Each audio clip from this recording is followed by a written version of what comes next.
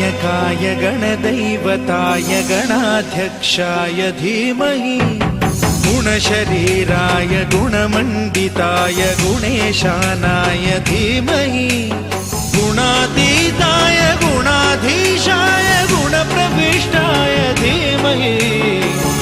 एकदन्ताय वक्रतुण्डाय गौरीतनयाय धीमहि गजेशानाय भालचन्द्राय श्रीगणेशाय